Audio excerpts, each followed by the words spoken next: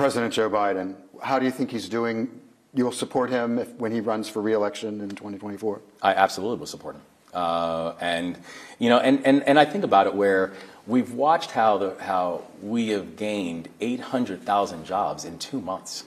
That what's happened in the 2 years of the Biden-Harris administration is they have gained more jobs in 2 years than any other president had gained in 4 prior. So I think about the fact that the president has been to Maryland now 3 times in the past 5 weeks. The first time was here when we were announcing a joint partnership to fix the Frederick Douglass Tunnel over in Baltimore, which, by the way, is going to create 30,000 jobs in the state of Maryland.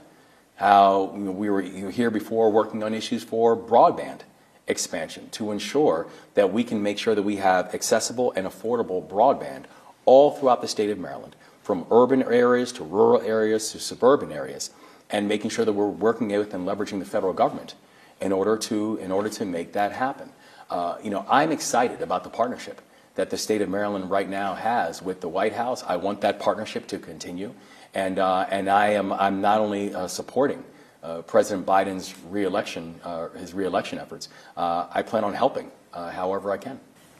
You mentioned earlier before we started about your challenge to Virginia Governor Glenn Youngkin about play a basketball game to decide this contentious issue of where the FBI headquarters should be located, Virginia or Maryland.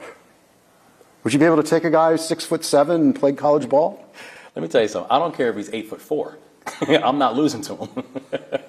I am very competitive by nature, and the truth is that we beat Virginia on every single category for how they're going to make the decision on the FBI building. And maybe beating him in basketball is the final pin on that sentence. But if you look at if you look at all the categories that were laid out for how this decision was going to be made, right? They said this decision is going to be made based on site readiness.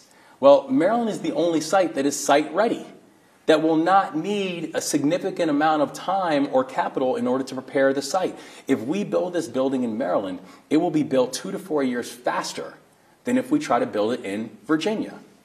They said they're going to make the decision based on transportation assets. Well, Maryland is the only place that has nearby transportation assets that are literally within short walking distance for where the building would be built. Mass transit, metro. Virginia does not have that yet. That they say they're going to make the decision based on cost. Well, if they put this building in Virginia, it's going to cost the American taxpayer around $1 billion more to be able to put this building in Virginia than to put it in the state of Maryland. In California and San Francisco, there has been some discussion about making reparations for slavery. Realizing that that's specific to them, I mean, it has been a national issue at times. Do you have thoughts about that? Is that something that you would support at a state level at some time?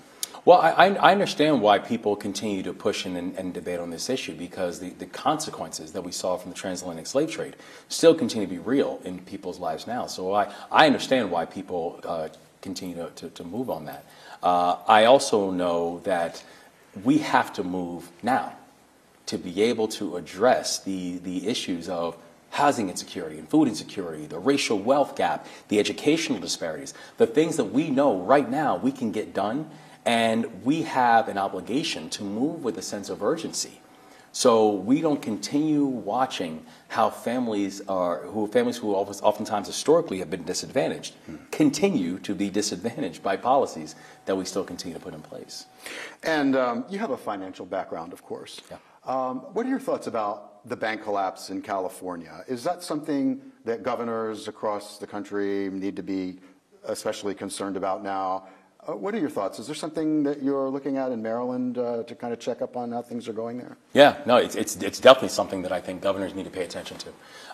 And it's for a few different reasons, right? One, it's you have to make sure that you have a real measure of support for your small and regional banks. Also for your individual financial institutions like your CDFIs and your MDIs, your minority deposit institutions, because you have to make sure that there's enough liquidity in those smaller regional banks and your CDFIs to ensure that the small businesses, the entrepreneurs, and particularly for communities of color, entrepreneurs of color, your veteran-owned businesses, your women-owned businesses, that they can get the capital that they need to be able to sustain and to be able to grow. And so you have to make sure you're paying attention to this, so you don't want further consolidation of the financial industry. I don't want the big four to get bigger because of all of this. You have to make sure that you have supports for your small and your regional banks. The second thing, though, is we want to make sure that the depositors are not the ones being hurt by all this. The investors in SVB, the board members, the leadership there is no bailout for them, nor should there be.